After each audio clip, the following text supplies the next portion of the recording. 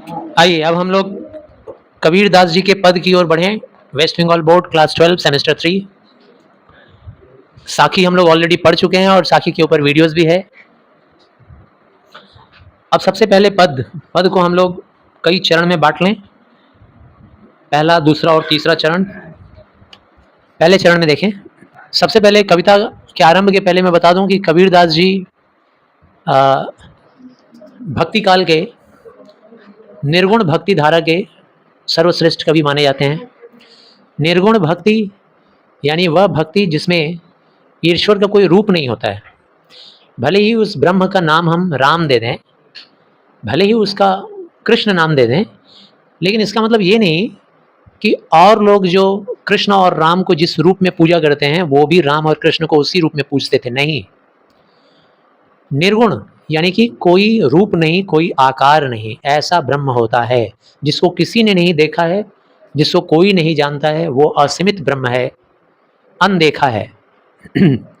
ऐसे ब्रह्म की उपासना करते हुए और उनकी जो महानता है, यानी ब्रह्म की जो महानता है, उस महानता का उल्लेख करते हुए कवि कहते हैं, झगड़ा एक निर्बेहु राम। झगड़ा मतलब झगड़ा, निर्बेहु मतलब सुलझाइए। राम का मतलब मैंने क्या बताया, वो राम श्री रामचंद्र जी नहीं, यहाँ राम का तात्पर्य है निर्गुण ब्रह्म, यानी ईश्वर जिसे कोई देखा नहीं है, कोई जानता नहीं है, सिर्फ उनकी महानता को एहसास किया जा सकता है। कवि कहते हैं, हे ईश्वर, मेरे अंतःकरण में, मेरे मन और मस्तिष्क में एक बहुत ही उलझन झगड़ा चल रहा है। मेरे अंदर द्वंद्वता चल रहा है, झगड़ा चल रहा है। किस बात का झगड़ा, वो आगे पंक्तियों में पढ़ेंगे। आप उस झगड़े को निपटाइए, सुलझाइए। जे तुम अपने जन सौ काम, अगर तुम्हें, जे तुम्हें, तुम्हें मतलब तुम्हें, अगर तुम्हें, यदि तुम्हें अपने जन सौ काम, अपने लोगों को आप कुछ भी समझते हो, अगर आपको लगता है कि आपके भक्त आपके किसी भी काम के हैं, आपके किसी भी लायक हैं, हम तो आपके भक्त हैं, अगर मैं आपको किसी भी लायक लगता हूँ तो आप मेरे मन के अंदर चलने वाली इस अंतर्द्वंदिता को, इस उलझन को सुलझाइए। क्या उलझन है, अब देखो। ब्रह्मा बड़ा की जिनरे उपाया, हे प्रभु इस बात की उलझन सुलझाइए कि ब्रह्मा यानी कि ईश्वर बड़े हैं या जिनरे उपाया। उपाया मतलब उपाय बता दिया, जिन्होंने ईश्वर का उपाय बताया कि कैसे ईश्वर के मार्ग पर चलें, कैसे ईश्वर की समीपता पाएं, कैसे ईश्वर ब्रह्म को प्राप्त करें। तो जिन लोगों ने हमें ईश्वर के बारे में बताया वो बड़े हैं या ब्रह्म बड़े हैं। वेद बड़ा कि जहां तय आया। अब उनसे दूसरा प्रश्न भी कर रहे हैं कबीरदास जी, कहते हैं बताइए ये वेद बड़ा है या फिर जहां से ये वेद आया है वो स्रोत बड़ा है। कहाँ से आया है भाई, माना जाता है कि वेद मनुष्यों ने नहीं लिखा है, ईश्वर की रचना है। न जाने कौन से काल में ये वेद लिखे गए, आने वाले कालांतर में उस वेद को ऋषियों मुनियों ने ईश्वर से सुना, सुनकर, इसीलिए वेदों को हम लोग श्रुति भी बोलते हैं, श्रुति वेद, बहुत जगह सुने होंगे, श्रुति वेदांता। यानी कि ये कैसे आया है भाई, तो सुन सुन के आया। उस जमाने के जो लोग होते थे उनका दिमाग इतना पावरफुल होता था, इतनी मेमोरी उच्च कोटि की होती थी कि जो सुन लेते थे अपने गुरु से वो उनके दिमाग में रह जाता था।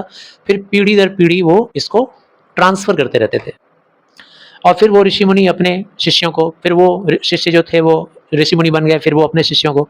ऐसे होते होते जब महाभारत का काल आया तब वेद व्यास ऋषि, वेद व्यास आए और वेद व्यास ने फिर उसको 4 भाग में बांट दिया।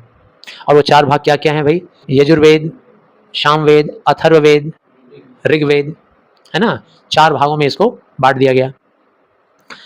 तो वेद बड़ा है, वेद में लिखे हुए जो पाठ हैं, जो जीवन को सुलझाने के लिए बहुमूल्य शिक्षा है वो बड़ा है, या फिर वेद जहाँ से आया है, जिस स्रोत से आया है वो बड़ा है। इस बात की उलझन मिटाइए महाप्रभु। तीसरा सवाल, यह मन बड़ा कि जेहि मन माने। अब ये मन बड़ा है मनुष्य का, उसका हृदय, उसका मस्तिष्क, या फिर उस मन से भी बड़ा वो है जिसे हमारा मन मानता है, ठीक? हमारी आत्मा जिसकी पूजा करती है, जिसकी अर्चना करती है, कौन बड़ा है? क्या हमारे मन में बसने वाले वो प्रभु बड़े हैं, या उस प्रभु की अर्चना और पूजा करने वाला हमारा ये मन बड़ा है? राम बड़ा कि राम ही जाने। अब बताइए, ये चौथा उनका प्रश्न ईश्वर से, इस बात की गुत्थी सुलझाइए कि राम बड़ा यानी ईश्वर, राम का मतलब यहाँ ईश्वर है, श्री रामचंद्र जी नहीं है। राम बड़ा यानी ब्रह्म बड़ा है, भगवान बड़ा है, कि राम ही जाने, या ब्रह्म को जानने वाला बड़ा है?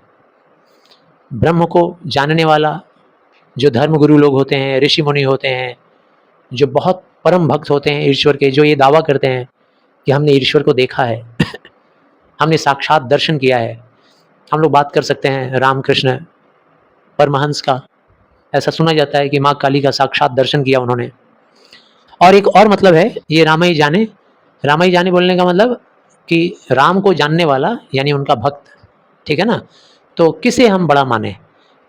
जैसे ईश्वर को बड़ा माने, या ईश्वर की भक्ति करने वाला, ईश्वर के भक्ति में लीन रहने वाला, रम जाने वाला वह भक्त को बड़ा माने?